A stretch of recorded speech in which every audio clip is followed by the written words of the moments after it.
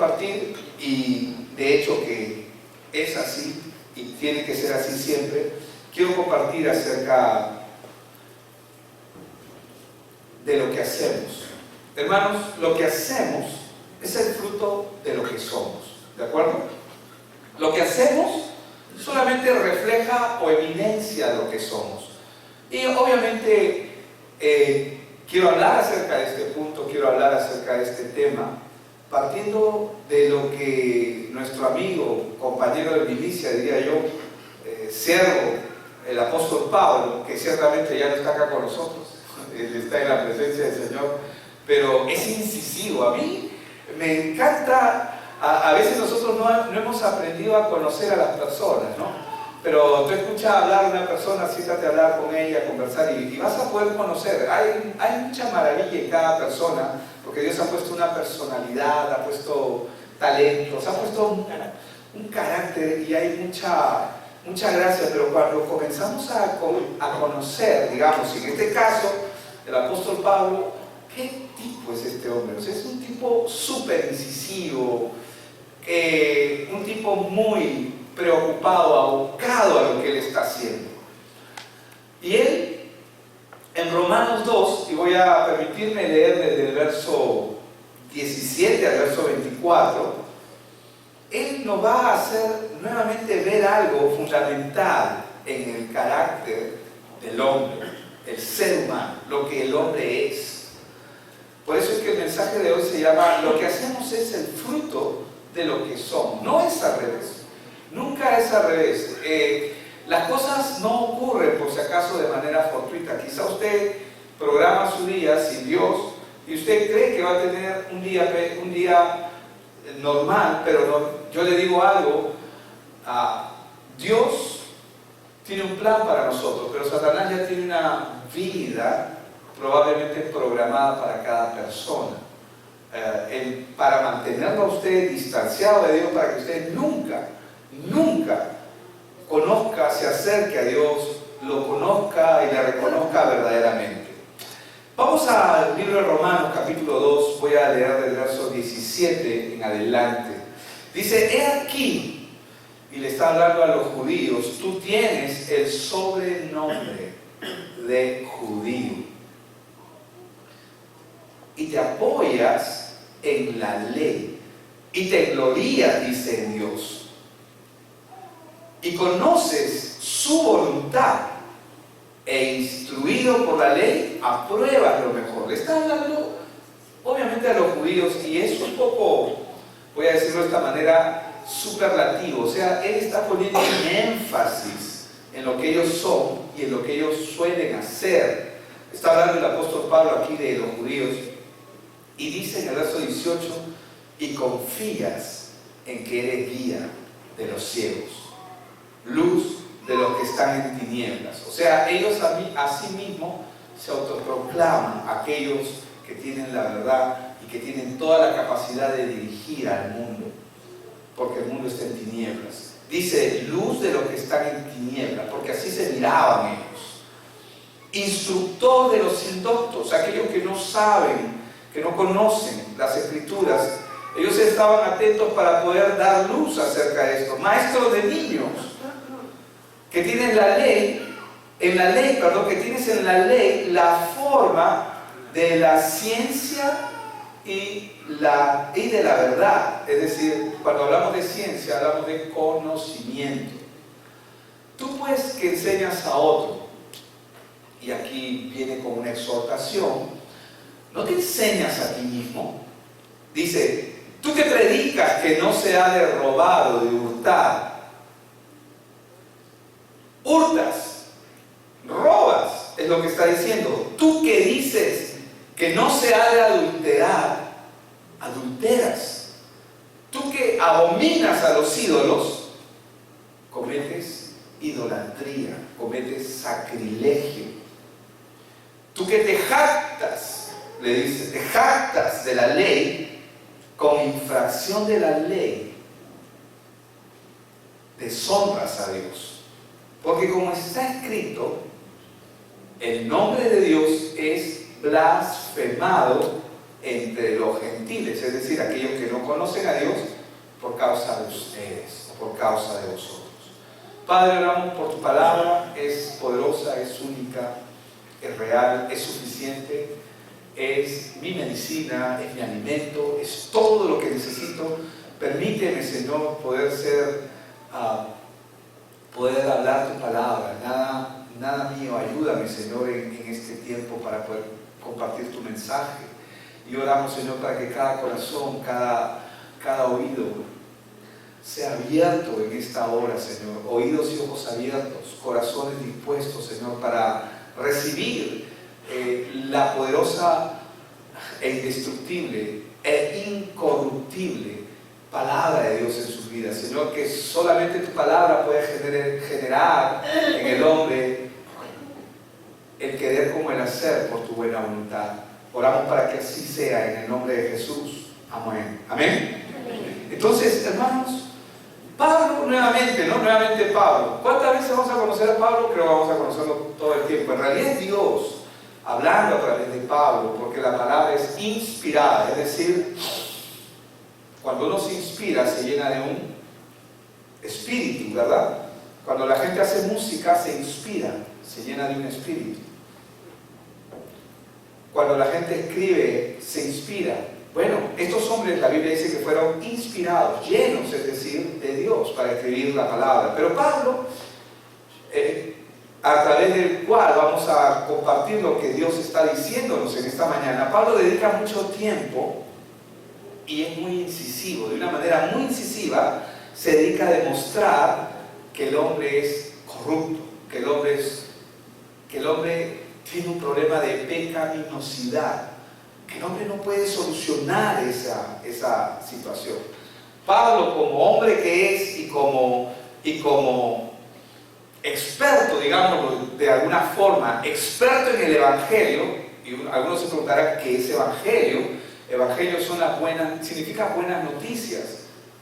Son las buenas noticias de Dios para el hombre. Pero tú no puedes recibir buenas noticias mientras el hombre no reconozca que está viviendo una pesadilla, o que lo que está viviendo en realidad es una ficción y no es lo que verdaderamente Dios ha establecido para él.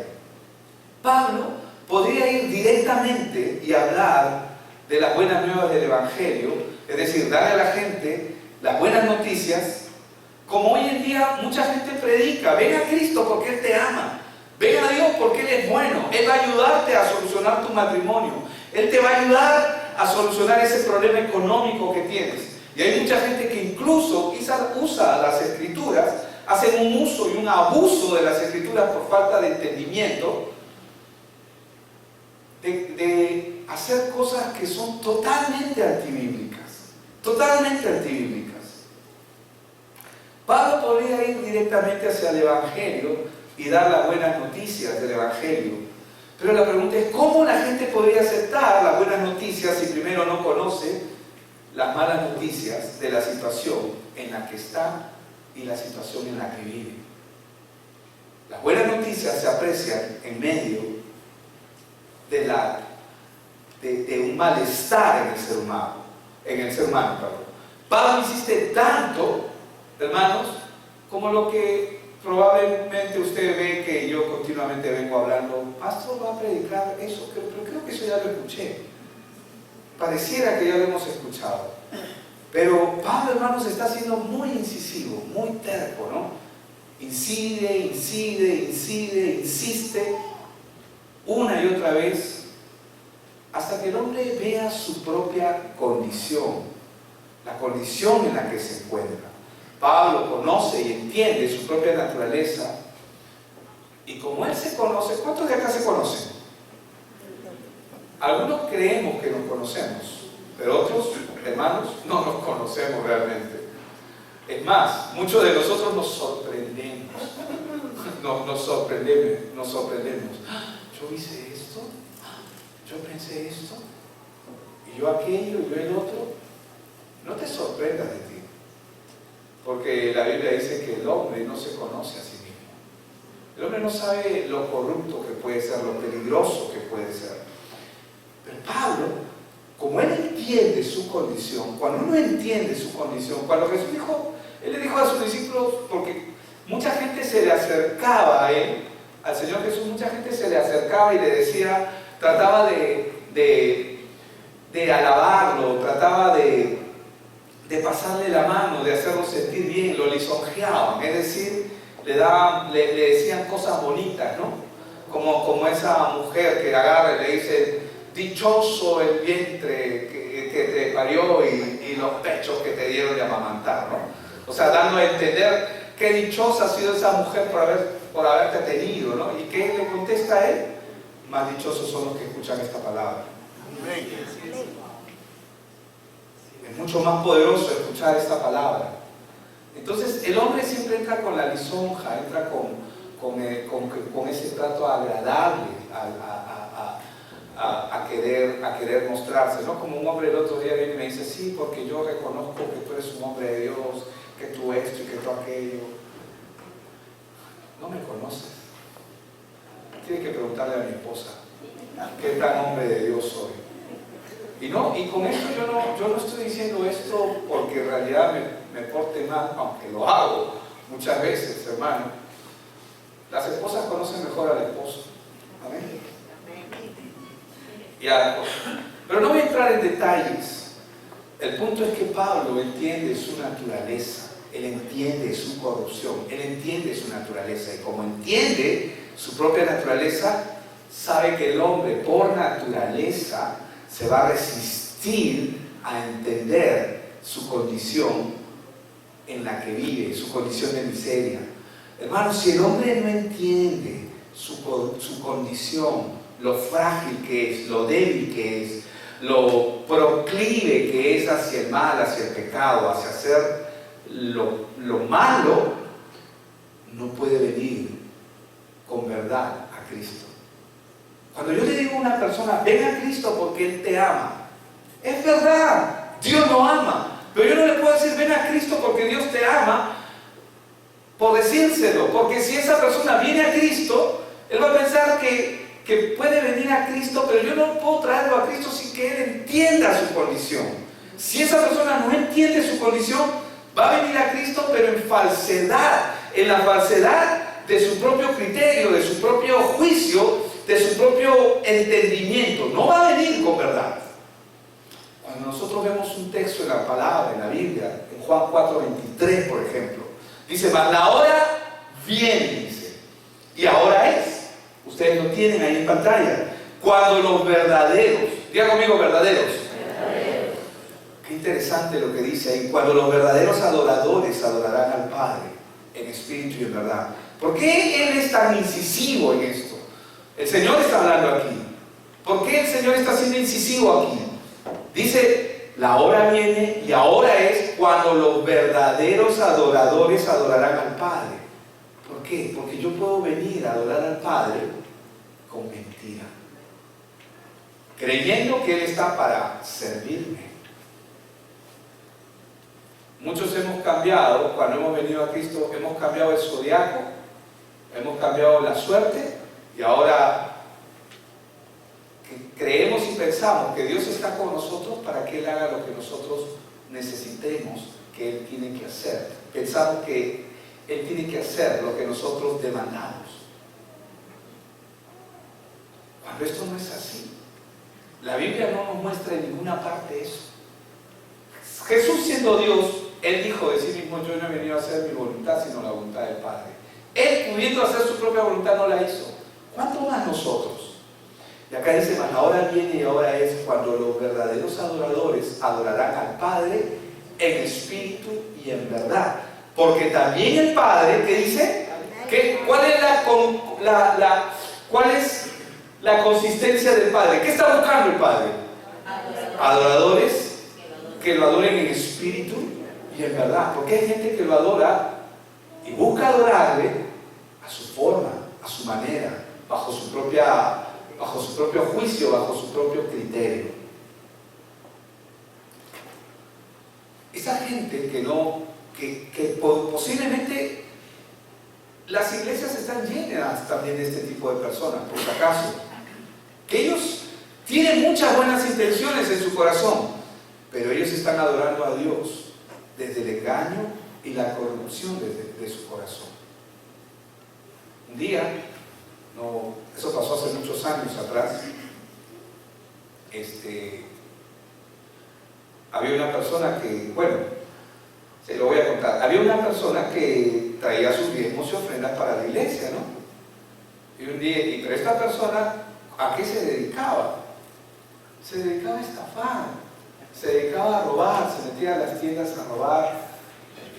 Pero él estaba en Cristo, o sea, creía, esa persona creía que estaba en Cristo porque alguien dijo, mira, Cristo te ama, ¿no? Sí. Diosito, oraba para que no lo atrapen, ¿no? Para que no me atrape la policía, ¿no? Y oraba para esas cosas y así. ¿Y cuántos saben que hoy existen, y la Iglesia Católica se ha encargado de fabricar muchos santos, ¿no? Los santos para los presos, ¿no? Los santos. Ustedes saben que se resignan antes de ir a un robo o hacer algo también. Uno dice, ay, eso es una locura. No es una locura, hermanos, es verdad. Porque hay gente que adora a Dios y le sigue desde el engaño y la corrupción de su propio corazón. Su palabra siempre nos va a llevar a ver nuestra verdadera condición. Sin la verdad del testimonio de su palabra en nosotros, el hombre va a adorar a Dios desde su carne y en mentira, como mucha gente le adora. Y mucha gente ha fabricado un Dios. Por un tiempo también nosotros fabricado un Dios que le hemos acondicionado un Dios a nuestro criterio, ¿no? Ay, Diosito, que si tú haces esto, yo hago esto también, ¿no? Y negociamos con Él, y hacemos pacto con Él, y hacemos un montón de cosas que no son bíblicas. Cuando lo único que deberíamos hacer es leer la palabra para poder comprender estas verdades espirituales. Entonces ellos no le adoran con la verdad de Dios, sino con la mentira y el deseo del hombre. Y obviamente caen en una sabiduría humana porque lo hace desde su propia perspectiva y lo hace bajo su propio criterio. Por eso es que 2 Corintios 1:12 nos dice, porque nuestra gloria es esta, dice, y está hablando nuevamente el apóstol Pablo, nuestra gloria es esta, el testimonio de nuestra, ¿qué dice? ¿El testimonio está ahí o no? ¿El testimonio de nuestra? ¿Qué cosa? Conciencia. Cuando el Espíritu de Dios nos hace ver nuestra condición, hace que nosotros entendamos cuál es la corrupción que hay en nosotros, que nos hace ver débiles. Pablo puede decir, porque nuestra gloria es esta, el testimonio de nuestra conciencia, que con sencillez y sinceridad, con sencillez y sinceridad de Dios, no con sabiduría humana, sino con la gracia de Dios, nos hemos conducido en el mundo y mucho más con vosotros. Entonces aquí, cuando el hombre entiende su condición delante de Dios, su conciencia lo conduce a un arrepentimiento. Entonces yo no le puedo decir a una persona solamente ven a Cristo si primero no le muestro su condición. Porque si no le muestro su condición no puede arrepentirse. ¿De qué se va a arrepentir? El hombre necesita ver su condición para venir en arrepentimiento. Y un arrepentimiento genuino. Un arrepentimiento que, ojo, como lo hemos visto en el verso, no se sostiene en sabiduría humana, sino en la gracia de Dios. No se sostiene en un conocimiento.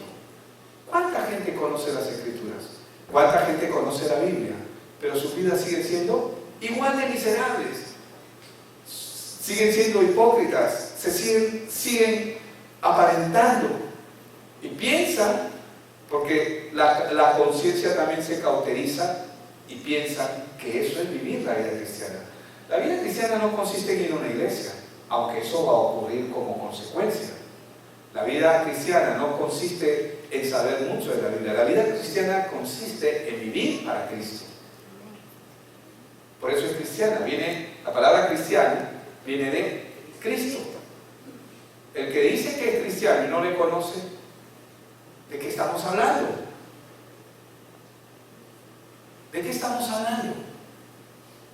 Cuando el Señor Jesús vino, había mucha gente que profesaba conocer a Dios, pero ellos vivían una vida de religiosidad. ¿Saben qué es vivir una vida de religiosidad, verdad? Bueno, yo lo sé, porque yo he vivido una vida de religiosidad, una vida de apariencias, una vida de cumplir reglas, pero no necesariamente Dios obrando en nuestra vida o en mi vida. Cuando el hombre no entiende esta verdad en su corazón, o sea, el testimonio, no hemos visto delante de Dios nuestra condición, entonces esto hace que el hombre comience a vivir una mentira. Es decir, va a adorar a Dios a su manera, pero no de la forma como Dios lo ha establecido. ¿Por qué? Porque Dios ha establecido una forma. La Biblia dice que Él está buscando adoradores que le adoren en espíritu y en verdad. Pero hoy tenemos adoradores que le adoran en mentira y en engaño. Pero Él está buscando adoradores. ¿Y cómo es que una persona puede pasar de estar engañado a estar en la verdad? Jesús lo dijo: conoceréis la verdad y la verdad os hará libres de qué? De la mentira, de todo engaño.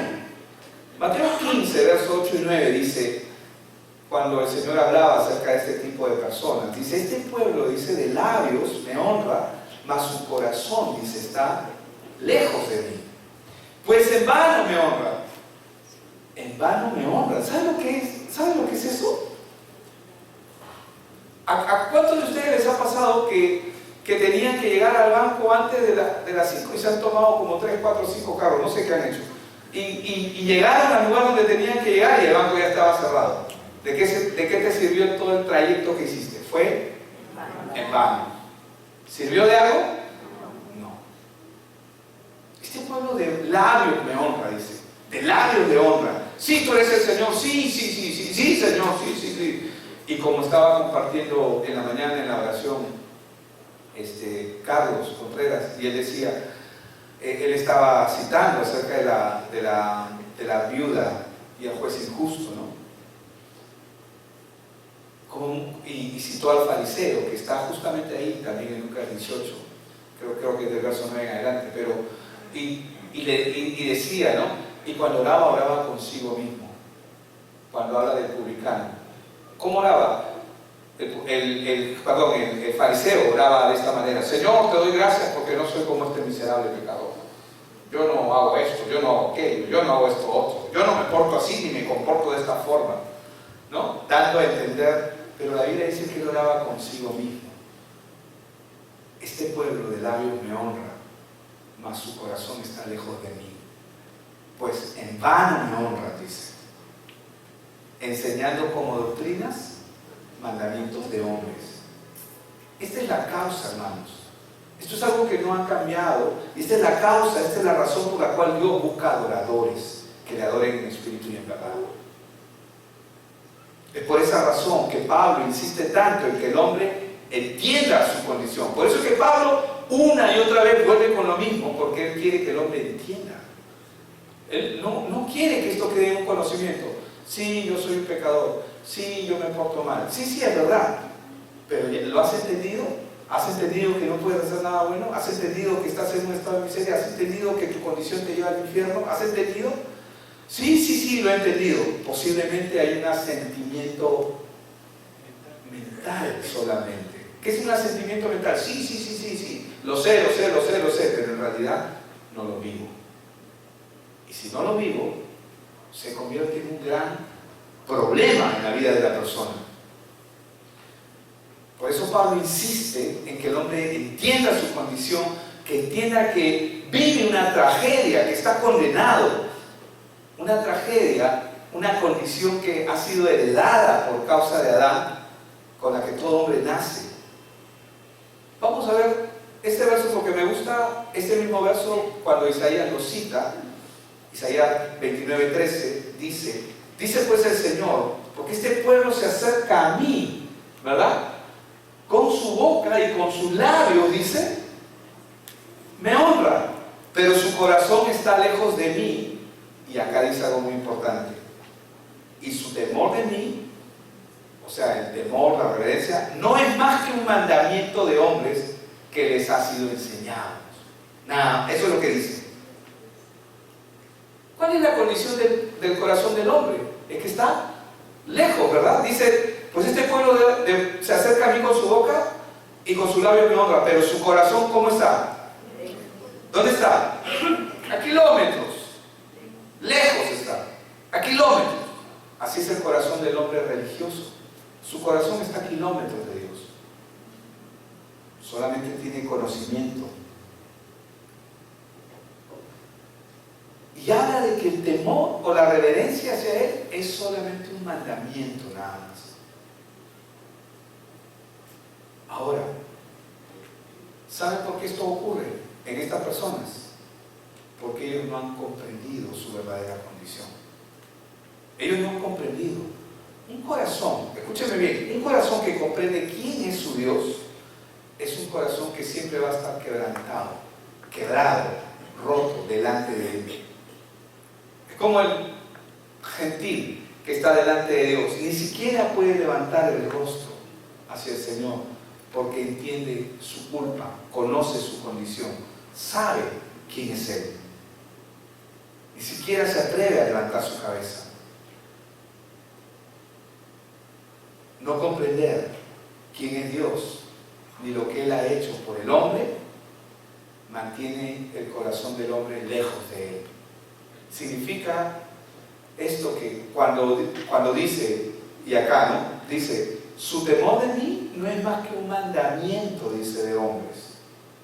¿Qué significa esto?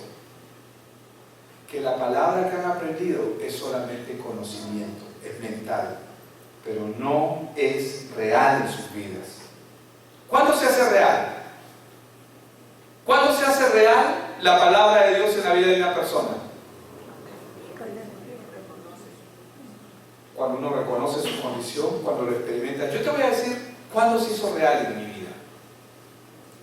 Como dice mi esposa, no, quiero entenderlo yo. Cuando conversamos acerca de la palabra, ella me dice siempre, no, quiero entenderlo yo, quiero reflexionar, porque tengo más de, bueno, no voy a decir, no le digan que he dicho eso, ¿no? Tengo más de 40 años, ¿no? Y algo he tenido que haber aprendido en este tiempo, ¿no? No tengo más de 30 años. Y es igual. Es igual. Pero hermanos, ¿cuándo es que la palabra es real en mi vida? Cuando yo experimento la libertad.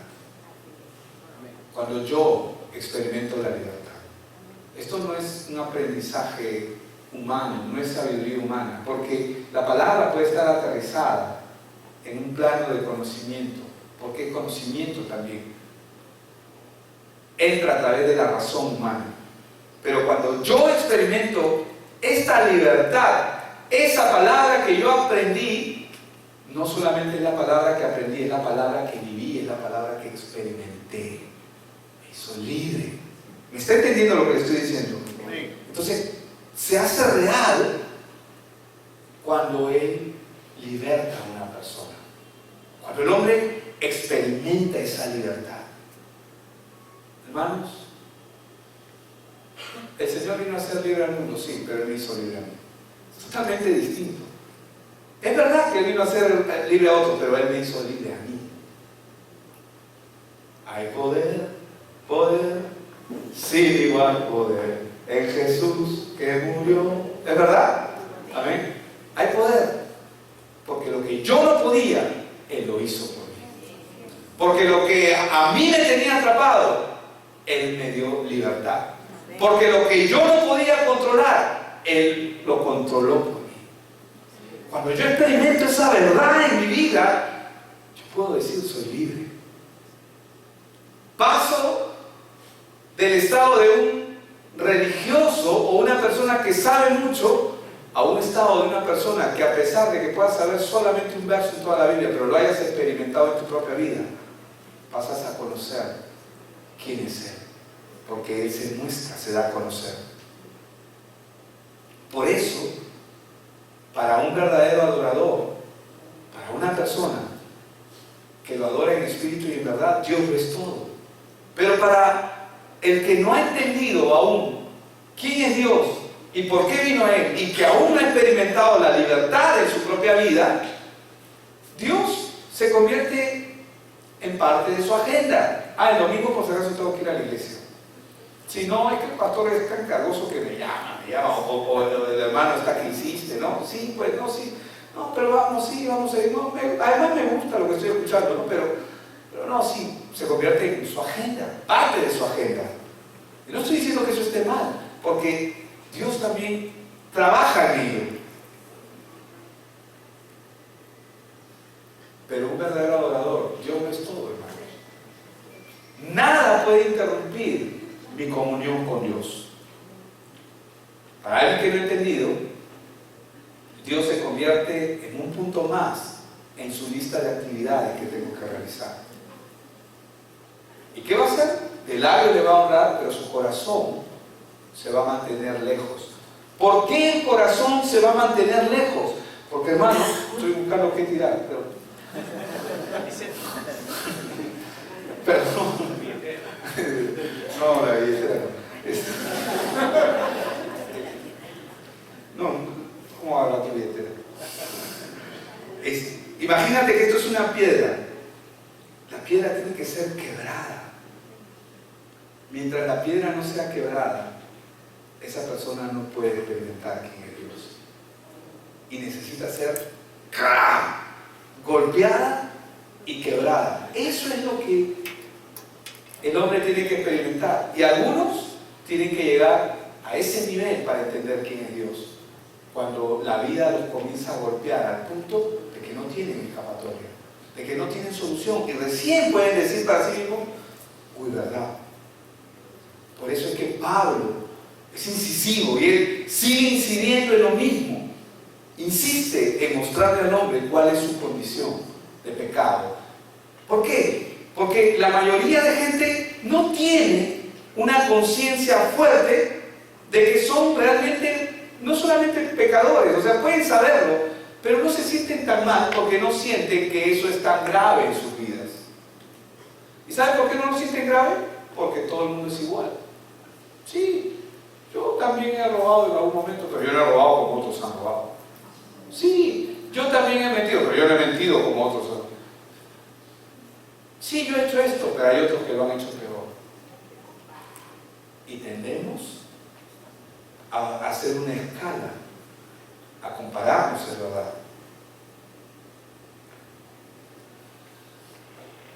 Para hacer un ejemplo ahora mismo en nosotros mismos, sin ánimo de juicio, esto es solamente para que nosotros mismos nos hagamos una introspección, es decir, nos miremos a nosotros mismos. ¿Cuál es la lucha personal que usted está viviendo ahora? Piénselo. ¿Cuál es la lucha que usted está teniendo ahora? Piénselo ahora. ¿Cuál es la lucha personal? La batalla fuerte, la batalla dura que usted está teniendo ahora. ¿Ya? ¿Lo pensó? Si usted se enfoca en el problema que está viviendo, es porque aún no está entendiendo el verdadero problema. Claro, uno puede decir, sí, mi lucha es esto, pero yo te voy a decir cuál es tu verdadera lucha. Tu verdadera lucha es, como es la mía también, por si acaso, soy el primero. Nuestra verdadera lucha, hermanos, es depender de Dios. Nosotros miramos nuestros problemas como problemas, pero lo que no vemos es que esos problemas son un acto de misericordia de parte de Dios para que nosotros podamos poner nuestra mirada en Él. Que si no fuera por ese bendito o odioso problema, como le quieras llamar, como quieras verlo, sin eso no pondríamos nuestra mirada en Dios. ¿Me está entendiendo lo que le estoy diciendo? Ahora, el problema nunca son los frutos. Los frutos solamente son la consecuencia del verdadero problema. De ahí viene el nombre del mensaje. Lo que hacemos es el fruto de lo que somos, pero lo que hacemos no es el problema, porque nosotros solamente reflejamos lo que somos. Nuestras acciones son el reflejo de lo que somos verdaderamente. Y Cristo vino a cambiar esa naturaleza. El problema no es lo que hacemos, es lo que somos. Y lo que hacemos solamente es el fruto de lo que somos. Cuando el hombre entiende esto, es cuando recién puede recurrir a Dios. La mayoría de gente solamente una parte pequeña de su pecaminosidad, ¿no? Pero mientras el hombre no sea quebrado y humillado por el problema o la consecuencia que le pueda traer ese pecado, el hombre no puede venir a Dios. Es por eso que los más golpeados, los más quebrados, los que han sido maltratados por el pecado, vienen a Cristo más rápido. ¿Por qué? Porque entienden su naturaleza de su condición. Por eso Jesús dijo en Mateo 21:31, y lo vamos a ver, quiero que lo vean rápidamente conmigo en la segunda parte. Jesús les dijo: de cierto os digo que los publicanos, ¿no?, que los publicanos y las rameras van delante de vosotros al reino de Dios. ¿Por qué las rameras y los publicanos? ¿Por qué? Porque ellos van primero. Porque eran conscientes de su naturaleza. Por eso Dios nos va a quebrar. ¿Para qué nos va a quebrar? Va a permitir que esta vida nos quiebre, para poder reconocer nuestra condición. Y es justamente reconocer esa condición la que nos lleva a un verdadero arrepentimiento. Y un verdadero arrepentimiento nos lleva a ser verdaderos adoradores, que le adoren en espíritu y en verdad. No como aquellos que están adorando sin conocerle. ¿Quién puede adorar lo que no conoce? ¿Quién puede amar lo que no se conoce?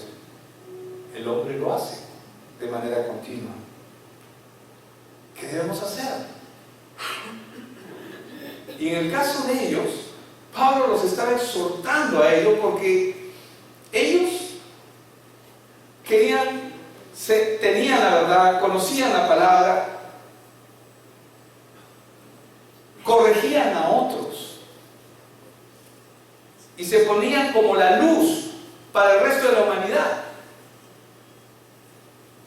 Ellos se ponían como luz para los demás, pero no estaban conociendo cuál era su verdadero problema. Permítame leer solamente, rápidamente, nuevamente el texto. He aquí tú tienes el sobrenombre de judío y te apoyas en la ley y te glorías en Dios y conoces su voluntad e instruido por la ley apruebas lo mejor y confías en que eres guía a los ciegos, luz a los que están en tinieblas, instructor de los indoctos, maestro de niños, que tienes en la ley la forma de la ciencia y la verdad. Tú pues que enseñas a otro, no te enseñas a ti mismo. Tú que predicas que no se ha de robar, robas.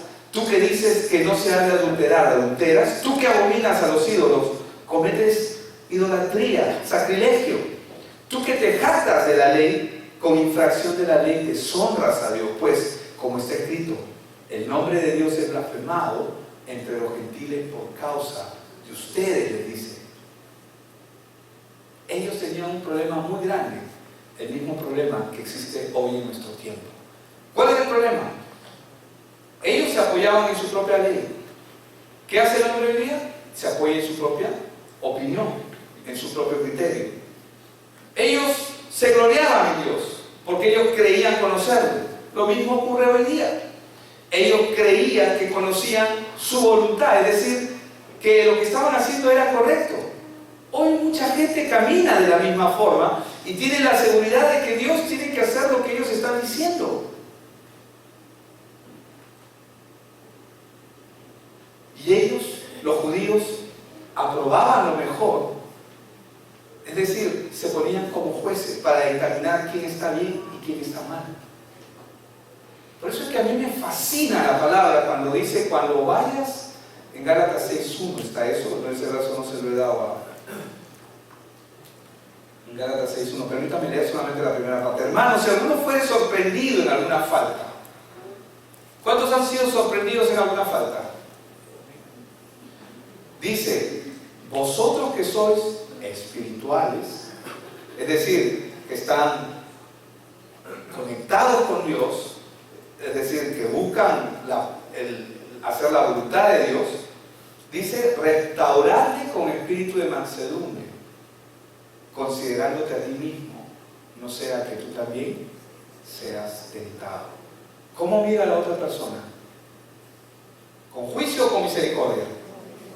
¿Por qué? Porque al mirar a la otra persona se está mirando a sí mismo, reconociendo que yo también puedo tener esa falta, o peor aún. ¿Me explico? Y Pablo les da 4 afirmaciones. Le dice que son guías de ciegos.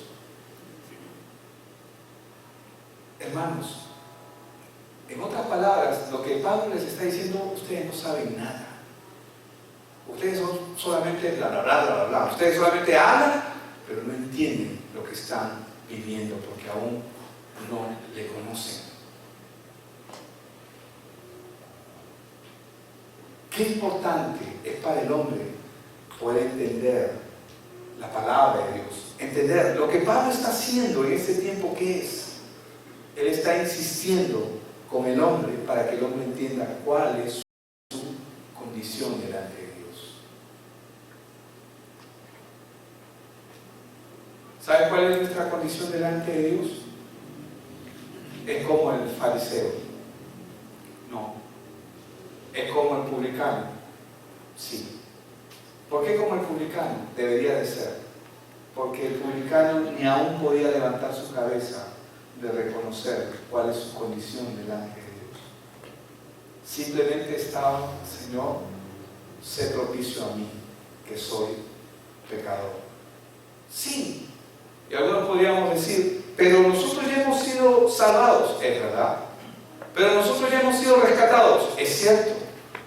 Para los que han sido rescatados, para los que han sido salvados. Pero tu corazón nunca debe olvidar lo que Él ha hecho por ti. Porque cuando nosotros comenzamos a caminar en esa verdad, vamos a poder mirar a la gente con amor y con misericordia. Algo que falta en el mundo. Porque la gente, ¿quién está sufriendo en este mundo? Todo el mundo sufre en este mundo. Yo no necesito ser un adivino para saber que una persona está sufriendo. ¿Cómo lo sé?